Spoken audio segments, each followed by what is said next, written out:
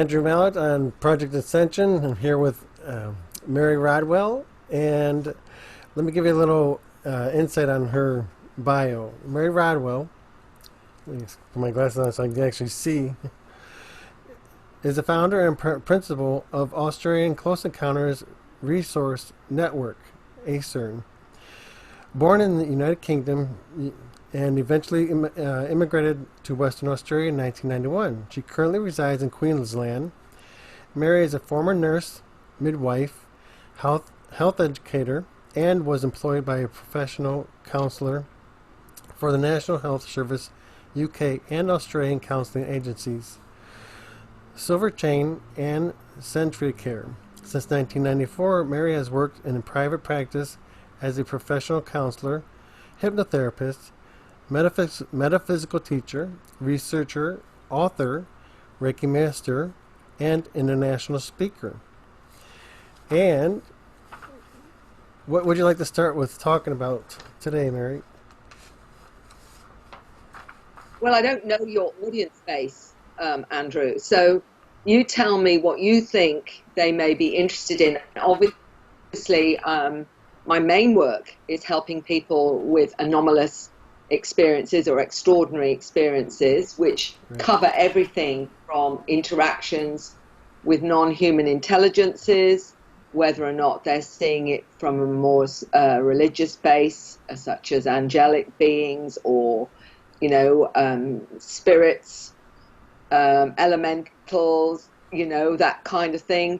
To me, it's all in the same bucket. It's just that it depends on how they interpret it. But for many, as you well know, seeing multidimensionally or experiencing things out of what you're told is real makes it very difficult for some people, depending on their programming, to believe that they're not going crazy, that in fact this is a reality. Right.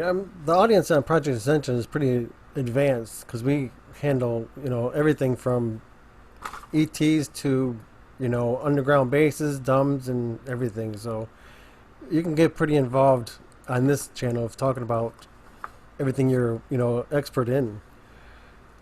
How about we start with the new humans? Absolutely. What I discovered, Andrew, over my working now with about 3,500 families and children, is a lot of these experiences seem to be intergenerational. In other words, they go through family lines, and it's almost like each is an upgrade of the previous generation, or that's what I was discovering through working with experiencers, finding out whether or not either mum or dad had unusual experiences, grandparents. Did granddad ever talk about anything unusual, or grandma was a bit different, or a little bit fey, as they say in Scotland. And I would see the family links. What brought me into the new human and this upgrade was finding out parents talking about their children, and their children were sharing about memories of past lives on other planets, describing being in a different form. Some of them would talk about they've come here with a mission and a purpose. Many of them talked about going on spaceships to learn things, like to expand their awareness. One little 8-year-old was explaining to me how they were taking her to another planet to learn how to levitate, how to use her third eye, and even showing her genetic engineering with different species, where they were saying to her part of their work is to create new species for different planetary systems, seeding other planets. And this is an 8-year-old explaining this. And so what I discovered with that was that many of them were given labels. In metaphysical terms, they would be called indigos, crystal children, children of light, a whole range, star children, all these different names. But in mainstream, they were often given a diagnosis or a labeling of ADHD or Asperger's or dyslexia or some form of autism or whatever. My understanding, slowly I came to the conclusion that these labels were really labels for these new upgrades. And the reason I say that is I believe the intelligences that work with us from other realms, whether you call them star beings, angelic beings, interdimensionals, extra dimensionals, and I think some of them come from our future as well. What they've been creating is a human that isn't so programmed out of their multidimensional awareness. Because for most of us, our educational system is such that the more we become educated, the more we become programmed of the system. out of our awareness. Basically, it becomes less and less okay to access your intuition, that feeling, that knowing, that sensing, or seeing beings, or seeing energy fields, or whatever. Whereas the children were still very much connected to that until they got too educated out of it. Can you share some of the experiences of the children you've talked with? Well, I will read this to you, which came recently from a child in America. He was talking at 5 years old of the kids that put him to sleep and take him. He said was a science team. He said he was told he was special. They've shown him on screens future timelines, which he explained about. He says he goes up through his head and he can go anywhere in the universe. Oh. He's not supposed to speak about it because they make him forget. But this is the interesting thing. He said he's a time traveler from the future. And in the future, he was genderless. And his alien form is really us from the future with only 4 fingers and no nails. He said there are older, taller aliens who give him an in-depth education. He said their IQ was over 400. And he said ultraviolet light is the creation spectrum. And he would show past and future. So this is just recently I got this information from a 9-year-old. Did he explain? Well, he probably wouldn't know what timeline he was actually experiencing. Were you able to pick up anything like that? Because there's multiple timelines. Exactly.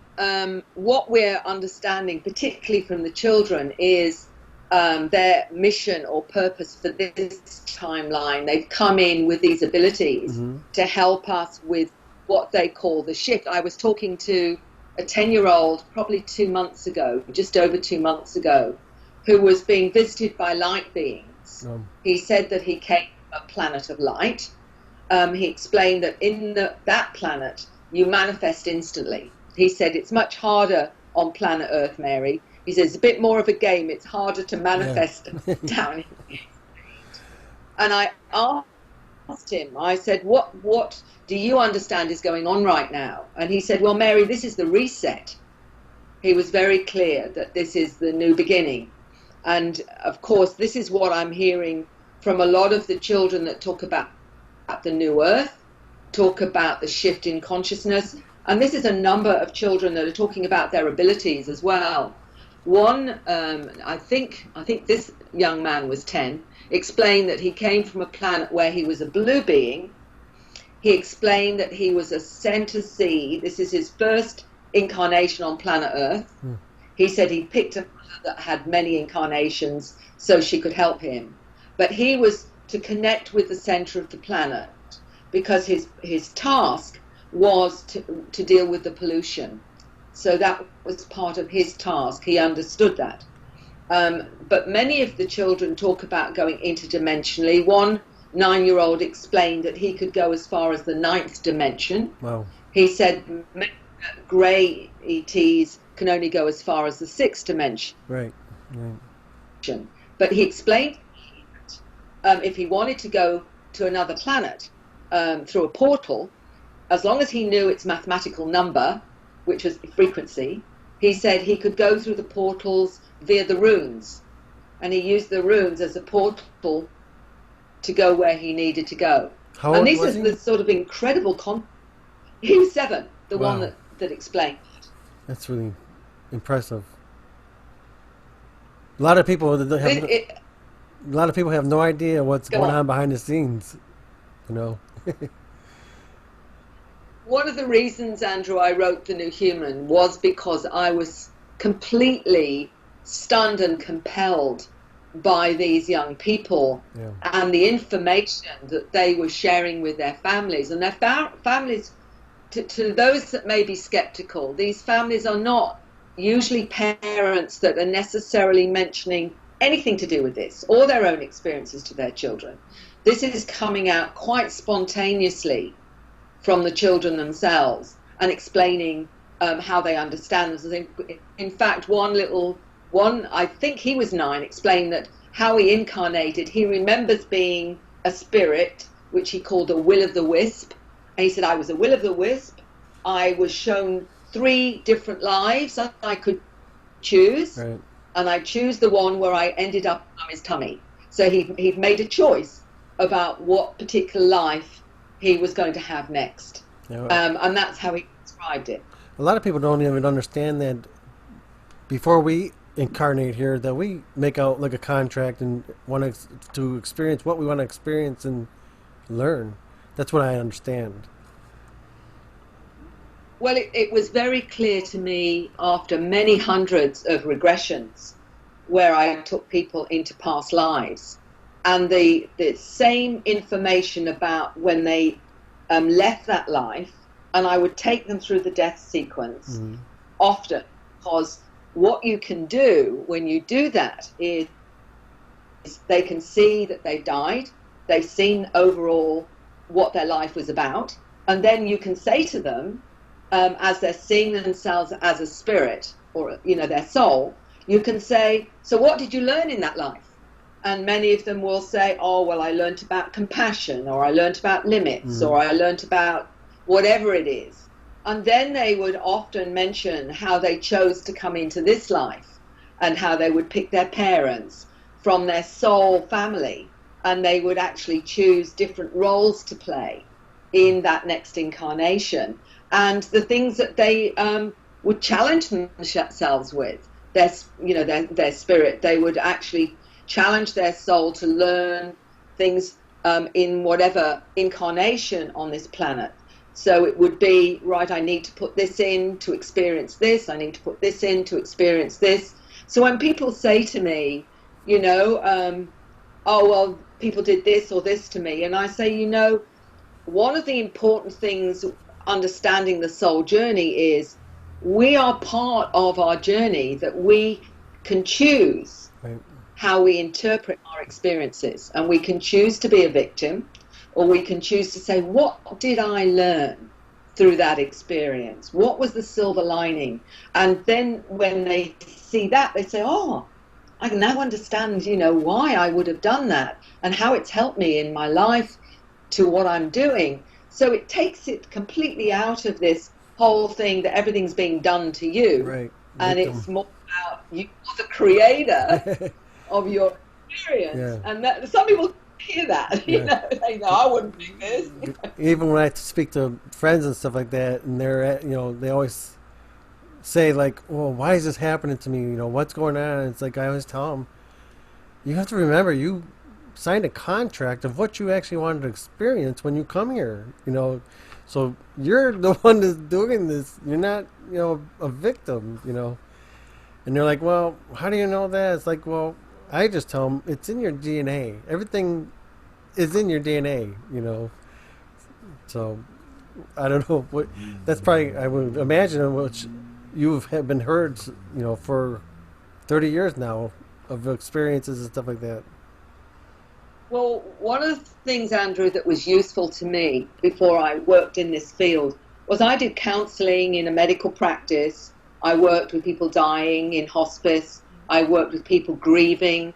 I worked with people with all sorts of everyday issues, as we call them. Right. And part of the work of a counsellor is to help the person gain their own understanding and wisdom, and perhaps gain a different, more positive perspective. Because that, if you're always going to be a victim, you're never going to. You're always going to be pretty dark about life. Right. And so if you can give someone an opportunity to look at it in a different way, that's positive for them. And I've used that even more once I realized through my, working with past lives and working, with incidents even in this life where you can take them back to seeing an experience. I mean, for me, often it's because someone's had missing time and they want to know what happened where they've had an encounter or something like this. Or the other interesting thing with past lives is an origin of a fear or a phobia.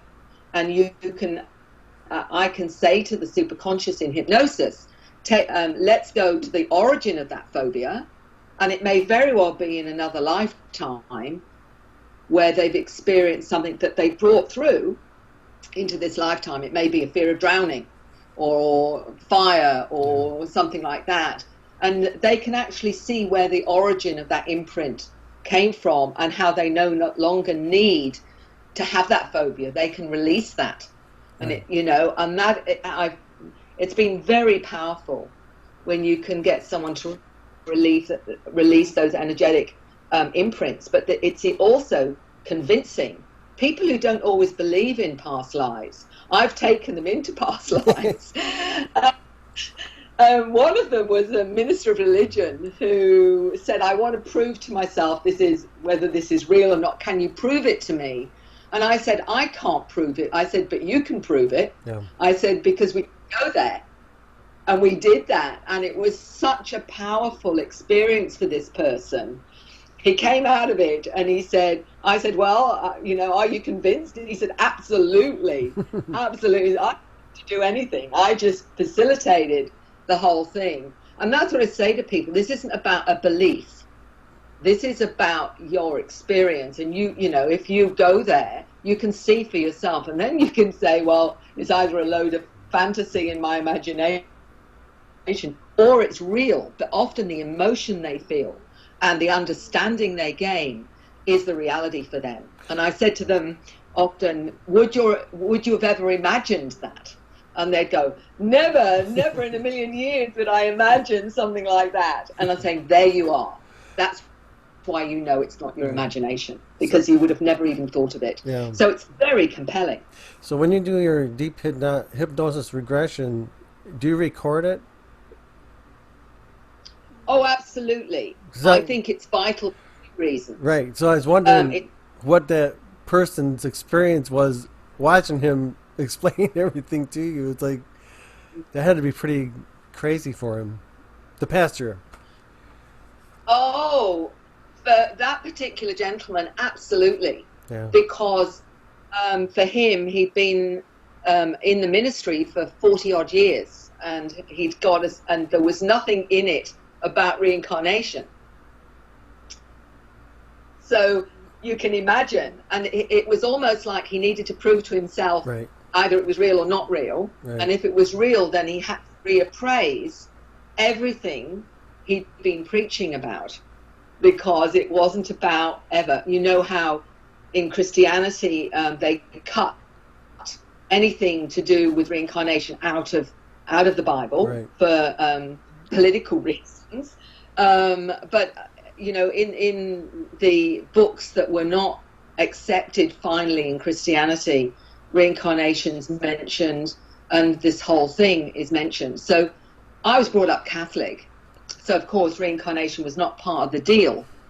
I started reading books and reading about people's experiences in past lives, and I became very intrigued by that because it seemed very, very compelling.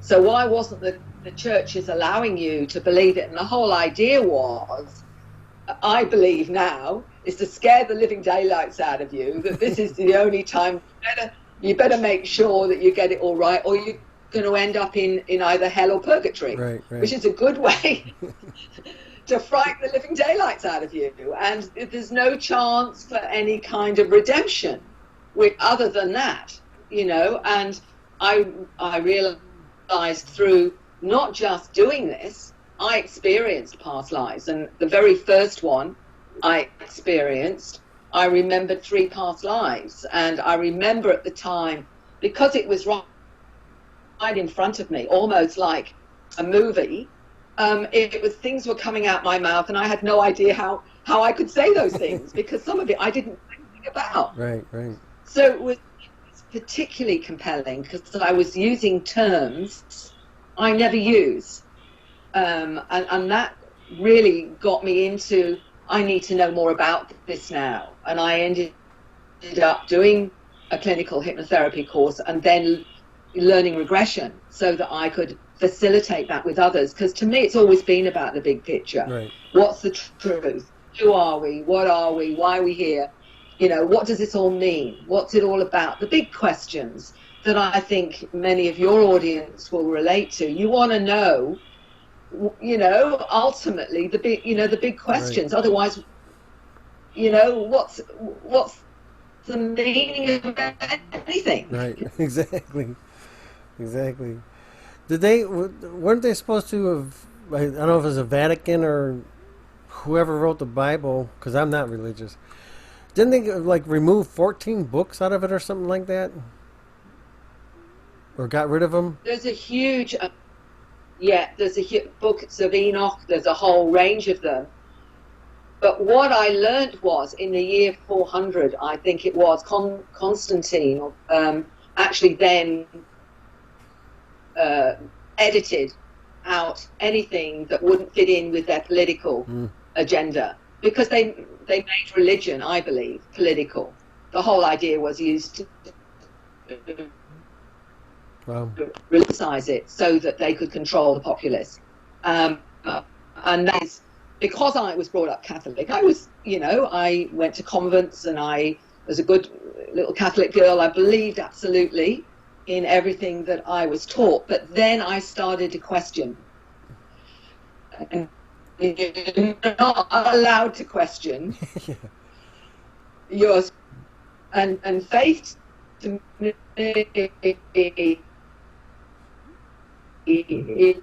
is when you have no curiosity and you just blindly swallow it all because I wanted to understand. If you're saying this, well, this doesn't matter. I'm to the conclusion anyway that the most important thing is to find your own answers rather than blindly believe everything you're given. Look into it. Does it resonate? Does it make sense to you? And I'm sorry, but there's a lot of things we're asked to believe, and there's absolutely no evidence for it. Exactly. I mean, I'll tell you a little joke that I heard some years ago, and it's a true one, where there was a gentleman that took a picture next to a church spire.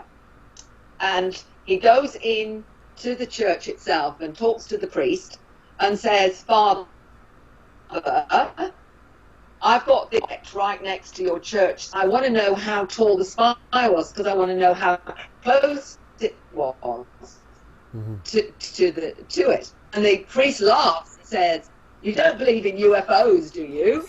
And the guy says, "Well, at least I've got a picture of mine. Where's your picture of God?" Yeah, exactly. Right. On the go ahead. Go. When you speak to the star children, or you know, indigos or whatever their name they like to be called, how do they know the jobs they're supposed to do down here? Do they decide what they want to do, or does someone tell them this is your job before coming down? You know, like you're saying, one told you that he came down specifically to cleaning up the planet. It seems that they know their mandate. They know what they've come here to do. And the beings that take them on board craft or take them to other planets are and giving them support. I remember one 8-year-old explaining to me that he went up on board craft with 2 of his school friends, and they would be in a group, and there would be other human children, but some children, he said, that weren't human. And I said, "How did you know?" And he said, "Because their eyes were different."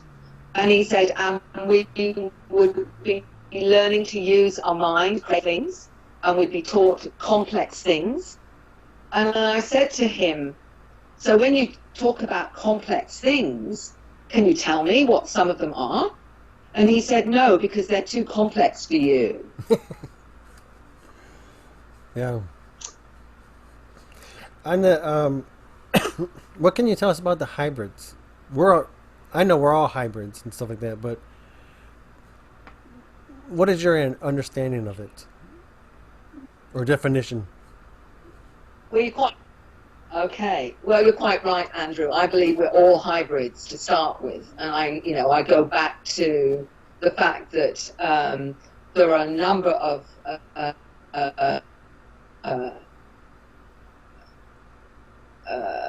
scientists that Dr. Francis Crick was one of them, the co-founder of the DNA molecule. He mentioned that he believed we were intelligently designed, and of course, in our understanding with science, is that we went from Cro-Magnon and Neanderthal into Homo sapiens sapiens, and there was a missing link, and suddenly we developed twice the brain size, and then there were 223 genes that were added to our genetic, all to do with higher psychological functioning that no one can explain. Then I mentioned, well, the gods, I believe, were these intelligences that interfered with the indigenous DNA. So we're hybrids, certainly, on that level, and we've got a number, I believe, of genetic linkages to these beings that interact with us. But on top of that, there are some that seem to have more of that star DNA or the ancestry from our stars. Right. And when they talk about it, they often say they have a feeling like they're connected to Pleiades or to Orion or to some other star system. And I believe that's because they have more of that particular DNA in their makeup. And when I talk to some of the hybrids, identify with being hybrids, some of them are children, some of them are teenagers. And one of the teenagers, I spoke to a young lady in Spain who, when she first contacted me, was 16, and she said she knew as she went into her teenage years that she was a hybrid and very different from her parents. And she said, and now I know my mum was picked up at her conception, and basically something was altered in the ovum, the egg, to make her more of one of these hybrids. And interestingly, it's not just human hybrids that have had more of that DNA added, but of course there are many women and men who've had their DNA taken to craft that have been, and one of them was a lady that had a very distinct introduction to one of her hybrid children on board craft because she'd had lots of experiences. She was a former air hostess in Brazil, and she said that one day when she was going to breakfast in a hotel, she saw this little, what she thought was a little girl, and was worried that she was on her own in the hotel corridor. And as she went up to her to ask her, where's your mum? Where's your parents? The little girl turned around and she was part human, part feline. Wow. And the air hostess said, I was terrified. I thought she was, she was a monster. And it wasn't until later, when she went on craft, she saw I was told it was a hybrid daughter that had come to see her. And that she had other hybrid children. And the extra bit to that story was her 6-year-old human daughter. She ended up seeing a human daughter playing with a hybrid sister on board the spacecraft. So she was part of the feline race, correct? You're saying? Yeah. Yeah. And she remembers a feline being visiting her, through her childhood. Yeah, that's even in the artwork in the Egyptian and the hieroglyphs of the feline people and Thoth and all of them. So, On my Project Ascension, me and Patty Bassard did a 2-hour show explaining in detail about where our DNA was, cut up and messed with, and it's pretty intense. But I know exactly what you're talking about when you say that. You mentioned on another show I was watching about the elders talking about the magic box. Can you tell us about that, or what you know about that? Okay. That's going to be activated in Uluru on the 21st of December. It's apparently a piece of Pleiadian technology that was placed there. And I think, from what I understand, there'll be 12 Aboriginal elders there to be part of the activation. And it's sending out a frequency that to the planet. And it's really going to be something like a wake-up call for those that are now seeking a sort of higher consciousness. So if there is enough people on the planet, this will actually be part of this wave of shifting humanity into a new higher consciousness. And I'm hearing that not just from the magic box that the indigenous peoples are talking about, and there's quite a lot about it in Stephen and Even Strong, who are connected to the Aboriginal elders here. But what was interesting when I was talking to a 12-year-old, actually from the US, who was ADHD, as an aside, was explaining to me that when he was here in another lifetime, they left some technology on the moon, which was to do with consciousness. Yeah. And he said that in his understanding, we'd been to this point 2 or 3 times, but we hadn't quite made it. He said this time he had a great feeling that we were actually going to make it, that we were going to make that shift. And that's what I'm hearing from not just some in adults as well, but some of the children, that they are here to come and assist with this shift in consciousness. And I'm very hopeful, because I often say, Andrew, that all these children with this awareness as souls, I mean, many of them are highly evolved souls from all over the galaxies, from interdimensional, they've come to dimensions as other dimensions as well. They've come in with their skills to assist with this shift of consciousness. And that, to me, gives me a lot of hope, even though we are going through a really dark time at the moment. The old cliche, it's always darkest before the dawn. Right. I also feel they wouldn't have bothered to come if they knew it was a waste of time, because I'm pretty certain I wouldn't have been too keen either. Because the way I understand it, we all chose to be here at this specific time for the golden age coming in. And another thing I understand is that for the Council of 12 and the Council of 5, the Council of 5 are the police of the of the galaxy and universe. But in order for the Council of 12 to step in and help humanity go through this ascension from 3rd to 4th to 5th dimension, we had to have, in the United States, the way I understand it, is 65% of the people had to vote for Trump.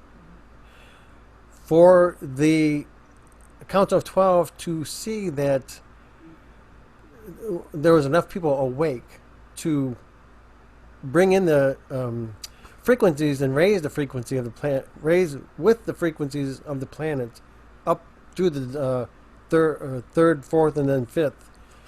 That's the way I understand it.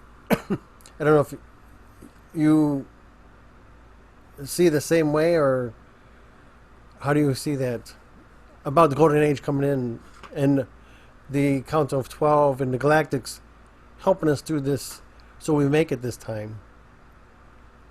Because I'm pretty sure we've been wiped out the slate's been wiped clean, I think 4 times in total.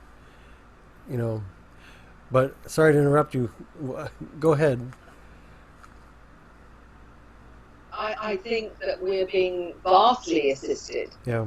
by the star beings, and as I said, that many of them have incarnated into human form to assist as well. And to give you an example, there are those that we call walk-ins. You know, this is a soul that walks in to a human body and the other soul vacates. There are a number of the walk-ins that have come in from other places and other dimensions to assist with this. And one lady in particular who told me she'd had the other soul in the human container had multiple near-death experiences and finally vacated. And she said she'd come in from the 13th dimension. Wow. She said they had no form, they were just energy. And she explained, obviously, they didn't need to eat, they absorbed energy from light. And she'd come into this human body because she said we needed to make sure that we could communicate with humans in a way and in a form that they could relate to. And so many of these these higher intelligences and advanced beings, some of them have literally walked in or come into human form, either at birth or when someone's had a soul swap, as I call it, or a walk-in soul, and they've come to be part of that. So they're working on ground level, but also working on other levels as well. So we've got this whole support team, if you like, on multiple levels of frequency that are assisting with what's going on. And it's interesting what you say about Trump. I mean, as much as I understand with what's going on over there, and of course I don't believe virtually anything on mainstream news because I know that's propaganda. Right. And if you're vilifying someone to the point that they have vilified him, he must be doing something right. So as far as I'm concerned, the fact that he's being targeted in such an aggressive way, and I know that from what I gather, he's had a huge amount of support. That is very positive, I think, then, that maybe this is all going to be, you know, this is going to work out. One of the gentlemen that I had great respect for in ufology was Command Sergeant Robert Dean, who died in his 80s. Yeah. He was, as you know, he was in the army. He came out with a lot of the secrets that he, you know, from Cosmic Top Secret that he came across in shape in Paris. He explained over the years how much he knew they covered up the truth. It wasn't till his last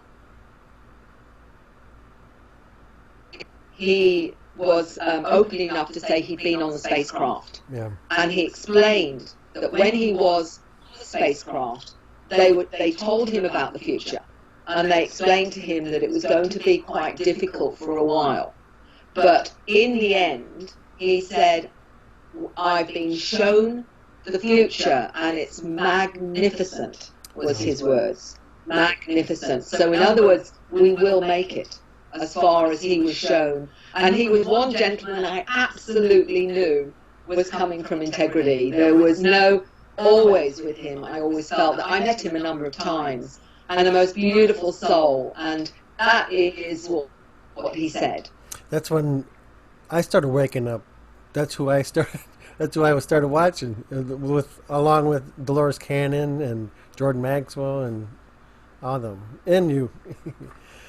But yeah, he's a wealth of information. It was a shame that I think he was taken out, but you know, that's just my opinion. What's the question I was going to ask is, do you think it's going slow, or do you think it's going how they planned it to go, raising the frequencies of planet Earth and us, or do you think they're slowing it down to keep a lot of people from suicide and stuff like that? I can't say for certain, Andrew, but what was interesting was I did a regression with a lady very recently, and she was exploring some of her own links to star beings, her own understanding of what she's come here to do. And I meet many star seeds that are, if you like, aware of their mandate and are doing things behind the scenes all the time. But one thing that did happen, that happened spontaneously, and it happened a lot to Dolores's clients, where they would get information from the source. Mm-hmm. Yeah. And then once she answered the questions, she then got this information coming through. We hadn't asked for it, it was just coming through. And I haven't done the transcript yet, but it was talking about a light coming to this planet. This light was going to be part of the activator. And with this light, then things are really going to shift on this planet. As I say, I haven't even had a chance to transcribe it yet, but it was about what was going to happen with planet Earth, and how this light that's heading this way, and it's sooner rather than later. This isn't in a number of years' time. This is something fairly imminent, right, was what came through. And this was why it was gave me a lot of confidence in it, is that this was just completely spontaneous. There was we weren't asking about it or anything. It just started to come in about what was going to happen. And I always find that has I believe it has a lot of integrity when you get something spontaneously coming in like that. And it was how things were going to change in terms of how we are going to move into frequencies. And Dr. Lena Olson, the molecular biologist that I know, that I mentioned quite a lot in the Human, because she gave me a lot of scientific data about children. She was she called them letter people, and she explained how you can stabilize ADHD without medication. She talks about what they need and her understanding. But she was saying she was told that we were separating out into two frequencies: low frequency people and high frequency people. And this, we're seeing the polarity now, aren't we? Big time. In everything. Yeah. Big time. It's like you're either here or and there's no meeting in the middle. There is just no way you can get those up there to be interested in what they're saying, or vice. It just, it's incredibly hard now to get past. What I understand is, excuse me, that Earth is going up through third to fourth to fifth, and the ones that don't want to go up in frequency, we already have another Earth set aside to transfer them so they can live out their third dimension as they wish. I don't know if you know it, but we have 398 exoplanets in our solar system alone right now that are incognito, so people don't freak out when they look at the sky. But if you, and with the older digital cameras, and take pictures of the sky and stuff like that, you can catch them. The exoplanets and ships and stuff like that. I've done it myself. But yeah, another thing that I've noticed, I don't know if it's scalar waves or the actual frequencies coming into Earth, is if I'm outside, doing whatever, shopping or just outside doing stuff, I will notice in my peripheral vision flickering, like when you look through a camera to a computer screen or something like that, or LED lights, and you see that flicker. That's what I'm seeing in my peripheral vision of the sky and my surroundings and stuff like that. So I don't know if it's a scalar waves we're being hit with, or the actual ascension waves helping us out. I don't know if you noticed that or experienced that or talked to anybody else that experienced that, but I've heard of one other person in my area experiencing that. Have you experienced that or anything? I'd say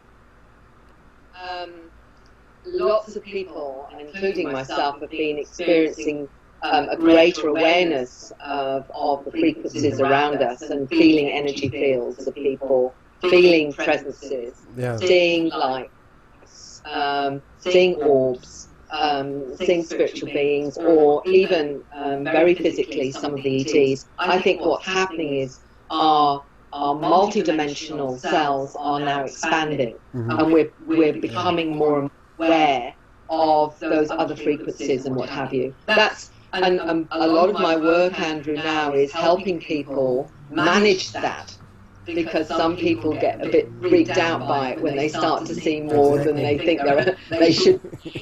Am I crazy?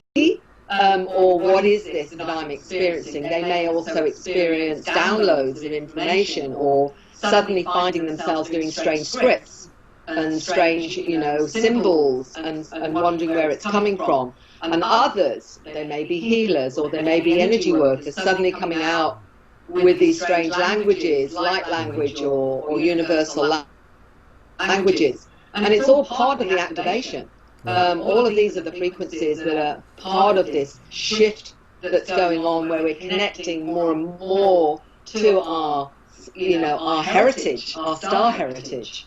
And that's what I think is going on, and I suspect is going on for you in the same way, Andrew, is that you're just, you're just like all of us, you're now expanding your field of awareness.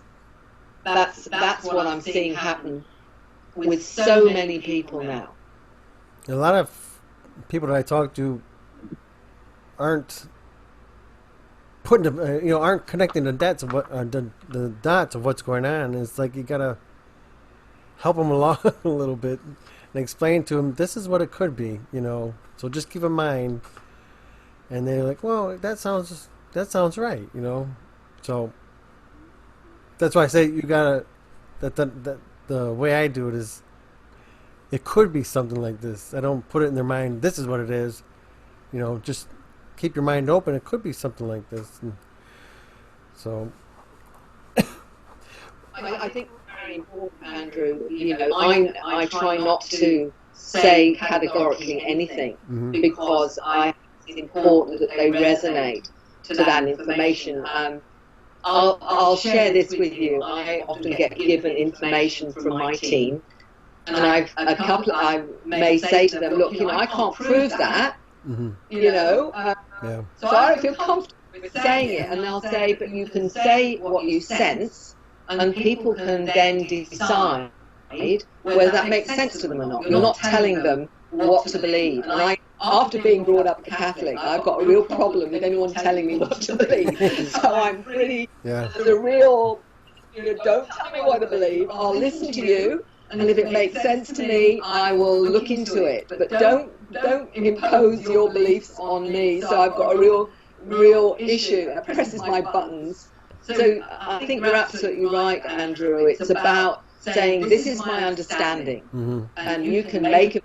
You can think it's a load of rubbish, or if it feels right, or it resonates. Because I believe now that we're all being tasked to find our own truth, to find out what actually resonates with us, and to start trusting that, because we've been programmed, we've been, if you like, disabled, because a lot of the time we're told, there's the expert, these are the ones that know everything. They've got the piece of paper, or they've got the professional credentials. They're the ones you should listen to.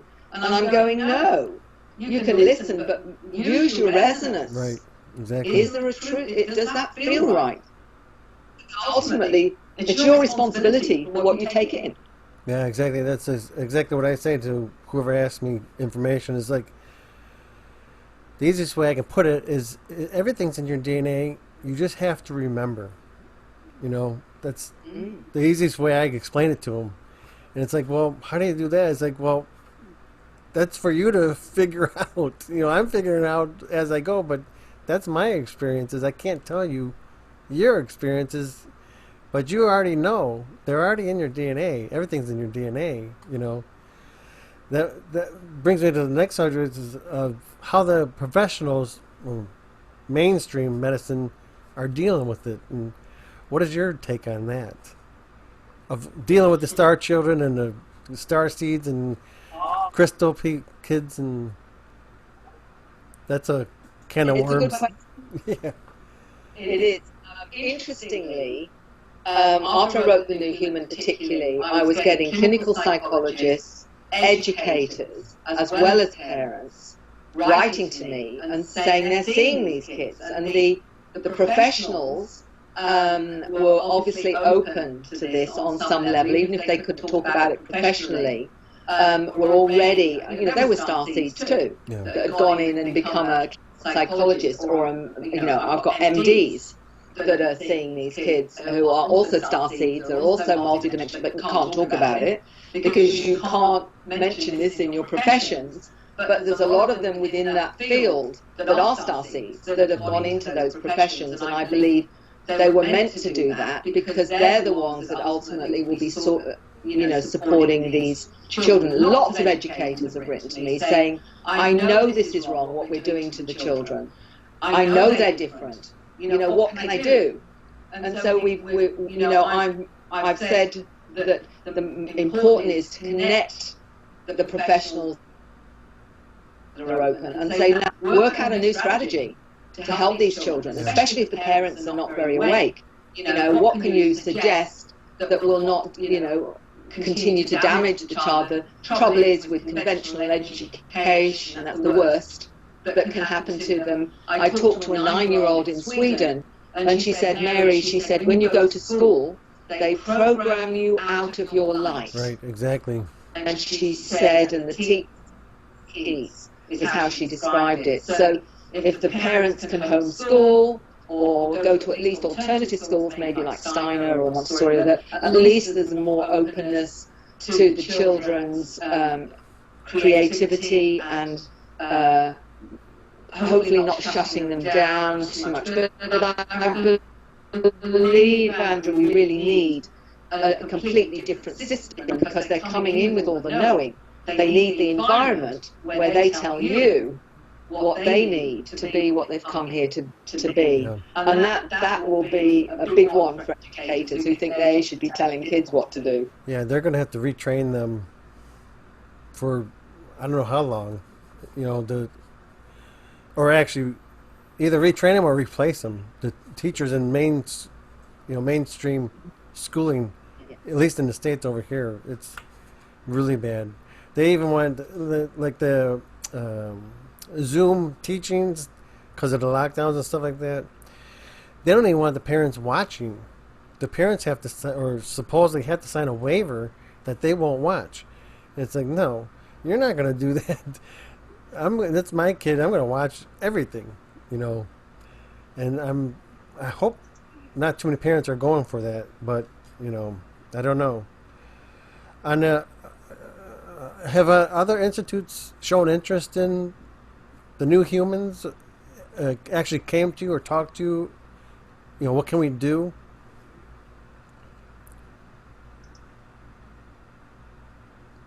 The institutes as such, but I was part of a PhD, a lady in Dublin who's doing a PhD on spiritual children, and talked to many adults that have grown up being very aware of seeing angels and seeing guides and spirits and whatever. And she had gave me, I did a because with this PhD she's then going to talk to educators about these new children, and she said to me, what would you say, Mary, to the educators if you could talk to them? And I said, you're not going to like what I say. I said, but it's forget everything you've done and start again. Exactly. Because this is a new type of human, and they can tell you what they need, not the other way around. What I think over here in the States, what I've witnessed, like on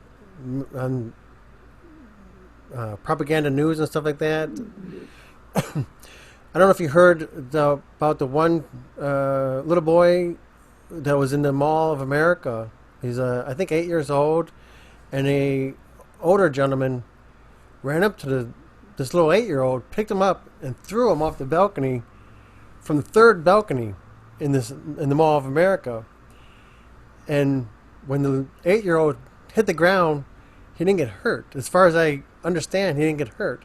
I'm thinking that these are children coming in with their complete DNA fully active and are being taken out, just like the movie Terminator, because they want to do everything they can to slow down our ascension. And what I'm thinking, what my belief or what I think is going on is they're taking them out. The children coming in fully active DNA. Because we had another 12-year-old boy over here in my city that the police, he was carrying like a toy rifle or something like that through the park, like a playground park area, and the cops came up, got out, opened fire on him. Didn't even say nothing, just shot him and killed him. And that was a couple of years ago, I think it was. But what I think is going on is like a Terminators. They're coming in, and these kids are coming in with fully triple spiral DNA, fully active DNA, and they're turning me and killing them. So they can't help us ascend faster. That's my belief. I don't know what do you think about that? I think your sense of that is absolutely correct. They have known about upgrades for a long time. Yeah. And one of the ways they're dumbing them down or disabling chemtrails through preservatives and GMOs in the food, fluoride in the water, vaccinations, everything. There's Smartphones. They're all smartphones, all of that kind of thing is making, of course, mitigating the risk of drugs as well that are harming them on top of that. Right. But they also are not aware of them. They try to use some of them in their abilities, and they take them to underground bases. Right, exactly. And so you've got children, and I've met some that have experienced that. And I mentioned one young man in my book who said he was taken to an underground base. He told me this when he said he went to an underground base, he was sat in a chair, there was a woman in a black uniform, there was technology to one side of him, and he said, and they were sending these frequencies to lower my frequency, he said, to put programming into me. He said, and I knew what they were doing. He said, so I kept, as much as possible, I kept my frequency higher so they couldn't program me. Right. So he was actually aware of what they were trying to do. Another young lady I spoke to in Spain said that she was getting these messages coming into her. You've got to go to America, you've got to do this thing for the American people in the space program. She said it was all negative to actually get her to do something and to be involved in one of these secret programs. And she said, I knew what they were doing, so I took no notice of it. She even mentioned black helicopters going over her house when she was 6. So they already identify and have identified a lot of these children. And I think they recognise their energetic signature. And also, of course, if they've got your blood, they've got your DNA, they can target you anyway. So these are all the ways they've tried to put the lid on a lot of these children. And you're quite right. I feel that they don't compromise them. They try in other ways to take them out. Yeah, I don't think they like what we're talking about because they're really messing with your video now. It's really starting to break up.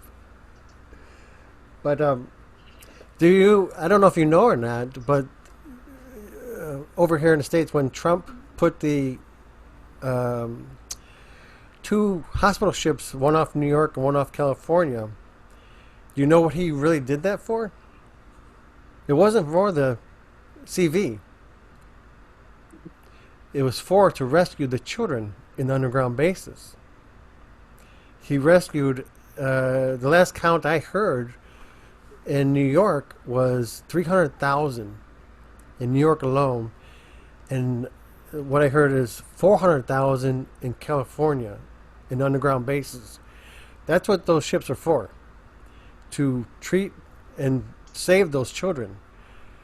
And every time you heard Trump talk about ventilators, the ventilators weren't for the CV patients. They were for those children, because a lot of them were underground from birth, and they can't handle the different atmosphere pressures and stuff up on the surface up here. So that's what I understand, that the ventilators, him always talking about the ventilators, that was one of the reasons for it, is that's where they were going to, is for those trafficked women, children, and humans and everyone. And that's been going on since he got in office around the world from day one. That's one of the biggest reasons they want to get rid of him. He's already had 14 assassination attempts on his life. Trump has, and him not being a human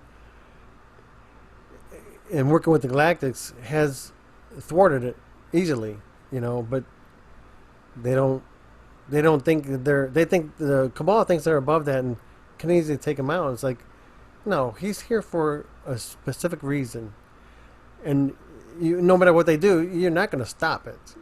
What's going on to get us to the golden age. But I don't know. I wanted to know if you realize that's what those ships were there for. Anybody I bring that to, they don't know that. Andrew, I've heard quite a bit about the bases, and that there's been rescue attempts at some of them, and I've been told so that they're underground under a lot of the cities, including here in Australia, like Melbourne and Sydney and Townsville. I think Brisbane as well. They've got the bases under all of the major cities. Yeah, the major one. And one of the major one over there is Pine Gap. That I spoke. Yeah. One gentleman who lives in Sydney was one of those children. He regained his memories as he got to being an adult. But he was talking about them at 6 and 7 being taught how to walk through solid objects, how to change their frequencies. This is 6, 7, and 8, I think. He was talking about that age, where they'd be teaching them how to do this in this underground bases. But it was all to do with the super soldier, I think, and all of that side. Did he say was he able to achieve that, going through solid objects? He didn't go into detail other than he remembers. Also going to other timelines. He was mentioning how they would be sent to other timelines as well. I mean, this all sounds to, I'm sure, there'll be some people really struggling with that. Yeah, exactly. But, we are talking little about what reality really is, and different timelines, parallel universes. This is really what we understand as reality. I believe is a minute part of the truth of what is really what we really are, and in terms of reality. So I've heard all of it. I've heard this from whistleblowers that have been connected to my lab, to a lot of these bases that have experiences and what they're being taught and how they're being programmed. And there's I don't know, I suspect there's many thousands, maybe even more people that have had these kinds of experiences, but don't even know who to talk to, because it sounds so extraordinary. And I remember only recently a lady writing to me about her experiences of some of this. And she was almost saying, I'm really telling the truth at the bottom. I'm not lying, and I hope you'll believe me. And I wrote back and said, of course I believe you. I said, why would you say all of that unless it was true? There would be no point. And she said, I can't believe you've accepted. Yeah, because it's beaten it. My story. And I said, it's beaten into our head to always second guess. I speak to... Yeah, second guess ourselves. Now I just had a moment of brain fart. Um, how? Because you've interviewed what I think over 3,000 cases so far. How do you perceive them dealing with it after they have been showing the road? Is the best way I can ask the question. What is important for most people is to be heard. Mm-hmm.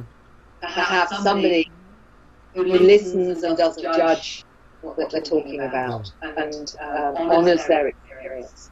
I usually send them a questionnaire, not to prove anything to me, but to show them the patterns of experience so they can validate more of their own. And often they don't realise just how much is linked in their so-called maybe dreams, their feelings, their knowings are all part of this experience, because on some level you have a knowing, you have a sense, you have a feeling, and some dreams are not dreams, they're actually experiences.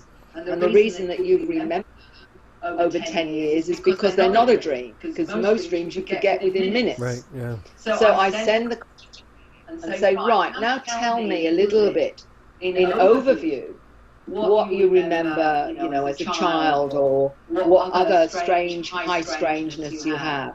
And once I've got a handle on that with them, they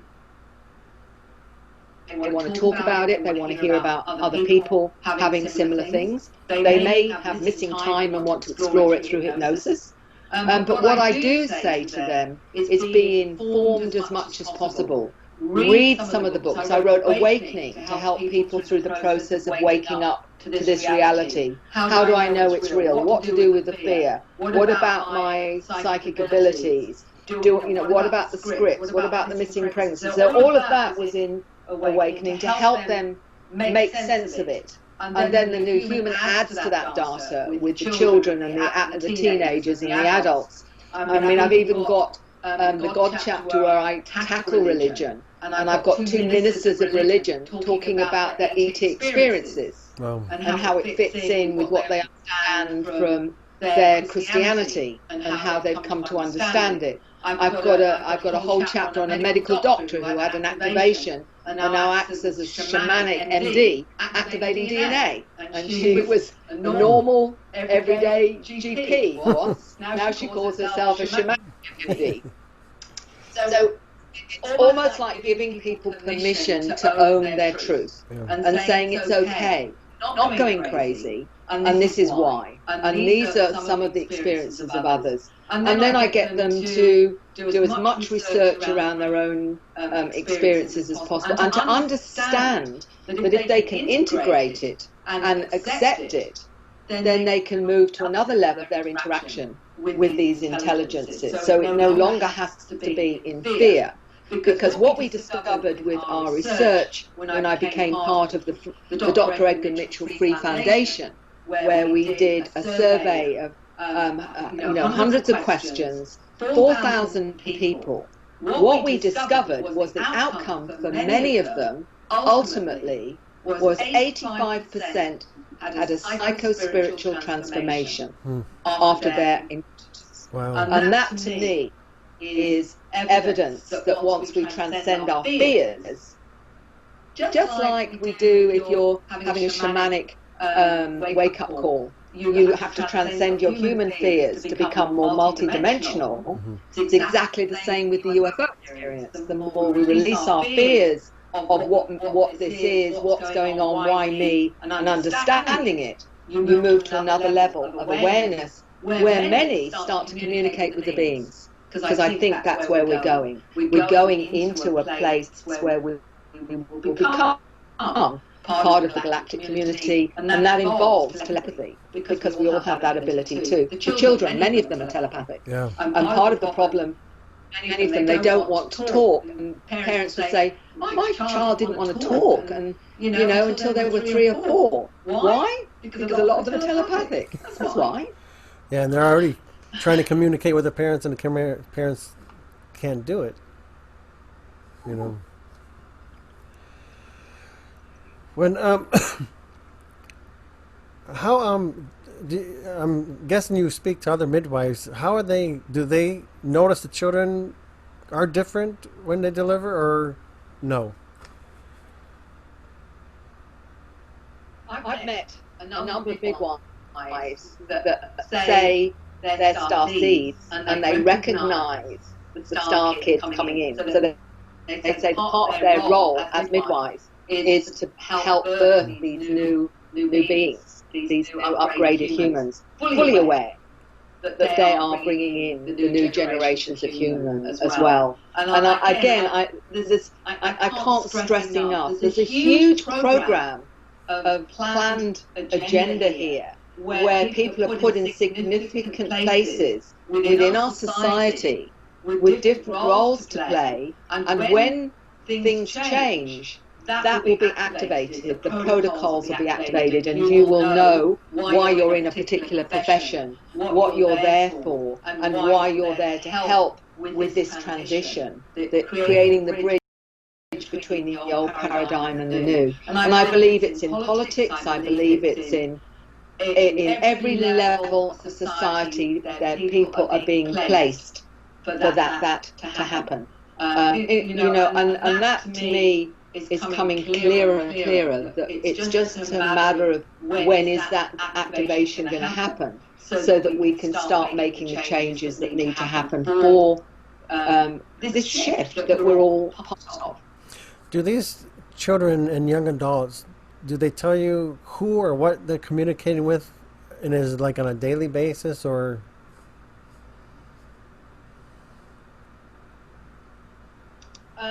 Some of the children will say to their parents that they went off the night before. A gentleman recently told me his 5-year-old said to him about the little blue beings that are friends, and that she was saying, "They'll pick me up tonight, Dad, and actually you're coming with me."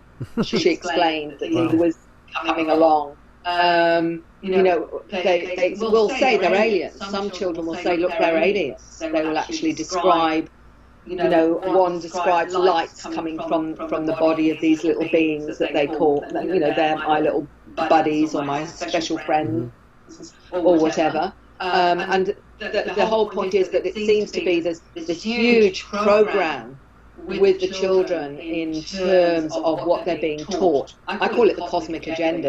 It's like cosmology, origin of the species, who they're connected to, who their star family is, all of this. So it's not just one species. They may have interactions with blue beings, light beings, it could be feline beings, lion beings, it could be mantis beings. Yeah. As one 8-year-old told me, his ancestors are mantis, and when he dies he's going back to being a mantis. And explained that when he goes on board craft sometimes, he evaporates into a mantid form. In other words, his soul or his essence moves into the mantid form for a while and then comes back into his human form. So he's actually talking about the fact that it's really just like an overcoat. The human part of him is just something that's there for him when he comes back to planet Earth. So they can be interacting with a whole range of different types of beings, including many different forms of grey. And there are many different types of grey. And one lady told me she was aware of 165 species of grey. Yeah. So we're talking about a cosmos of intelligence here, not just a few little beings here and there at all. Yeah. It's an absolute society, a federation of intelligence and consciousness. What are your thoughts on like the animals, like the reptilian snakes and gators and stuff like that, and the do you think they're like drones, like the mantis, little praying mantis and stuff like that? Do you think they're drones? Keep an eye on us down here. I always wondered that. I think it's more than possible that a lot of these intelligences created animals like them that look like them to get us used to the variety of different forms that are in the galaxies and what. I wouldn't be in the least. And we do know there are a lot of evidence to say the dolphins are extraterrestrial. And one interesting story of a regression I did with a gentleman many years ago was he went back to the time of Atlantis, and I said, so where were you at that time? He says, I was one of the dolphins at that time. Wow. So he's seeing Atlantis from the perspective of being a dolphin. Yeah. So I'm absolutely certain with the animals that there's a connection, like with the felines and the creatures on the planet. I think they're saying these are all the possibilities that you'll see in the cosmos, and we see them just as our animals or whatever. But ultimately, I think they're helping to desensitize us to difference and to get us to be used to difference. And very likely can be used as a recorder for how we are. But one child did tell me and his mum that he remembers being around at the time of the dinosaurs, but also he remembers being a rabbit or a hare. So he remembers being.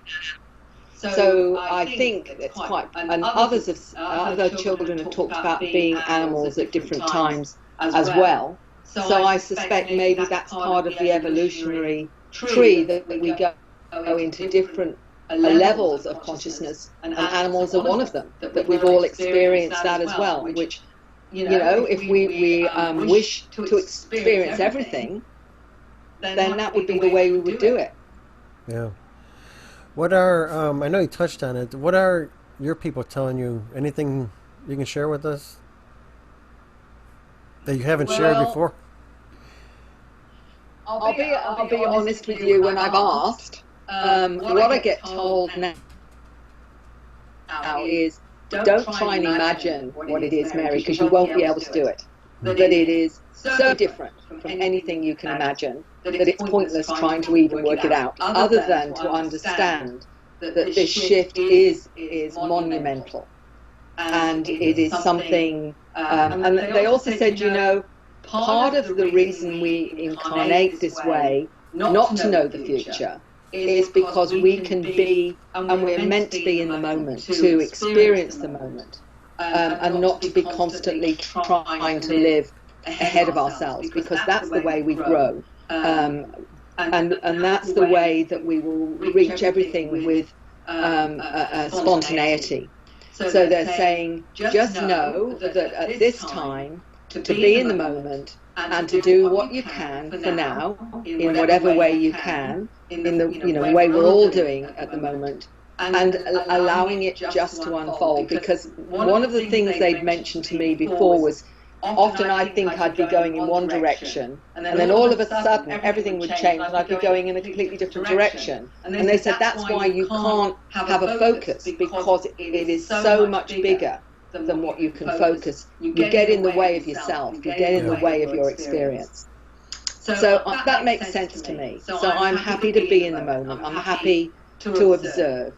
And I was listening to something by Bashar, which was in December 2019. He was talking about 2020, and he said, to use your terminology, 2020 is going to be nuts, is what he said. And he said, I advise you to do is to be in the eye of the storm, to keep centered, to trust yourself, and and to take each moment as it comes. And so that's what I've done. I really believe whatever does happen will be monumental. But I think also we know it'll be fine because we've come here to be part of it.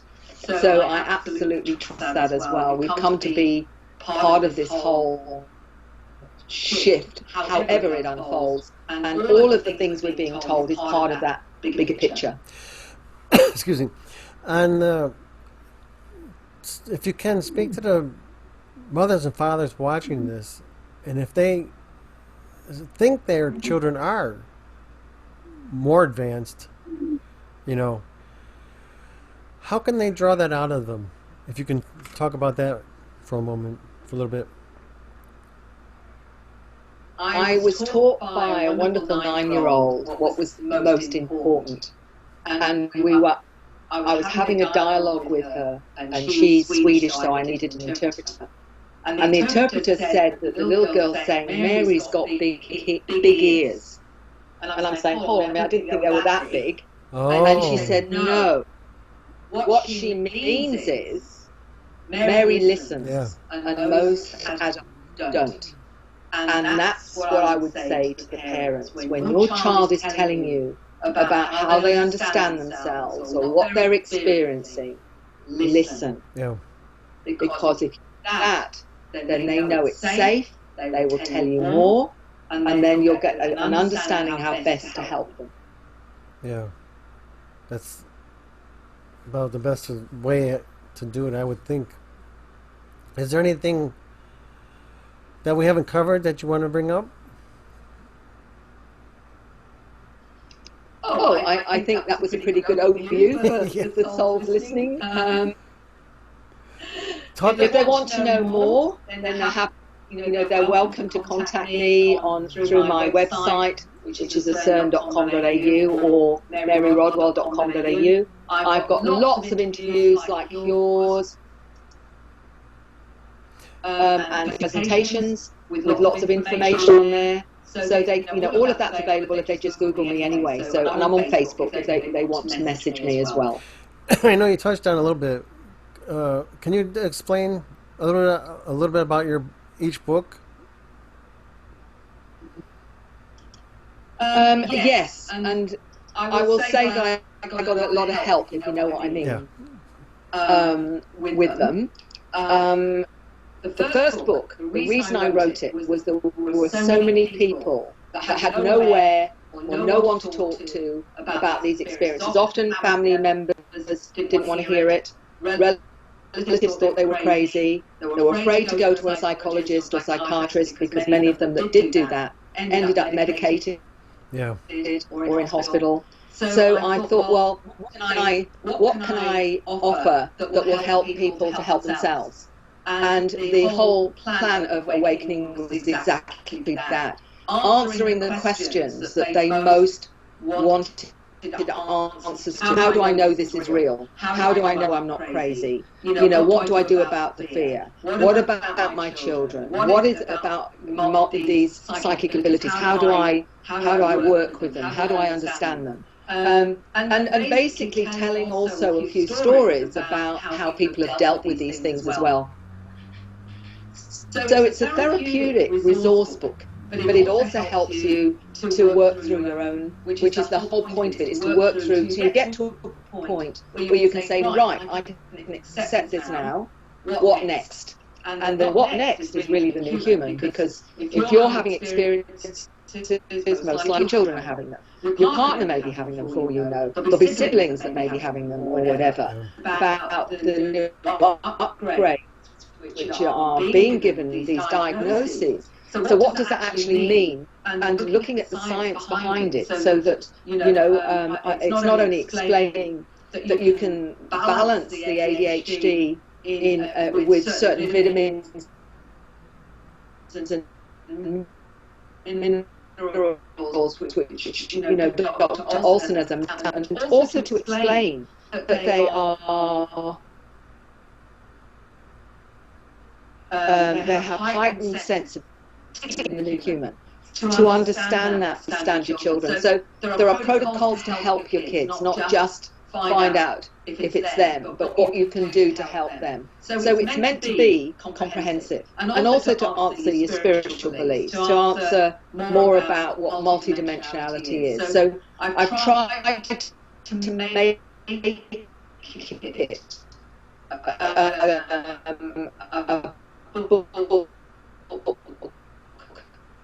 that will.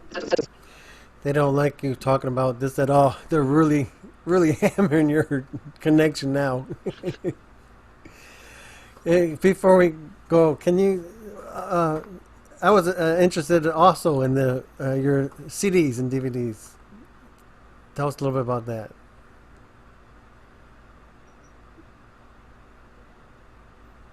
I didn't hear that one, Andrew. I was wondering if you could tell us a little bit about your CDs and DVDs on your website that you offer.